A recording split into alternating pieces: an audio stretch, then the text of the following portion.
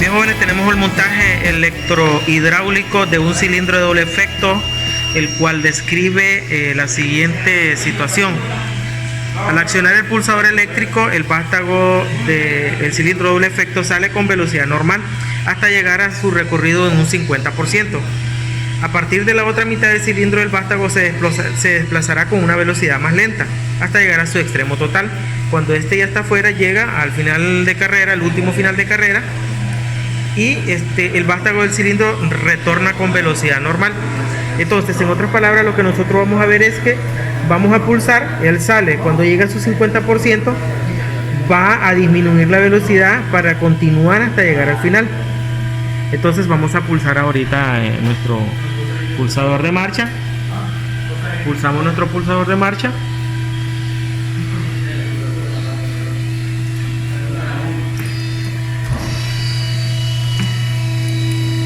Quizás ahorita no se vio, pero vamos a ver, ¿va? Lo vamos a volver a pausar. Entonces pulsamos, ahí disminuye la velocidad. Cuando él va al 50% debe de disminuir la velocidad, así lo dice el problema, y después retorna a su posición inicial. Vamos a verlo desde esta perspectiva. Ahí están los 3 finales de carrera. Vamos a verlo. Y podemos ver que disminuye considerablemente la velocidad.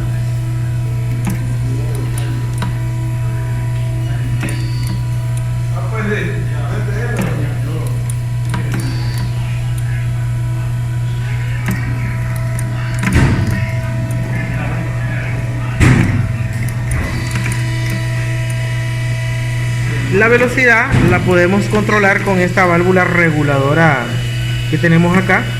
Regulando acá nosotros podemos regular la velocidad. Vamos a darle una... Ahora ahí podemos ver de que la velocidad es similar a la del inicio, pero si nosotros regulamos más el caudal,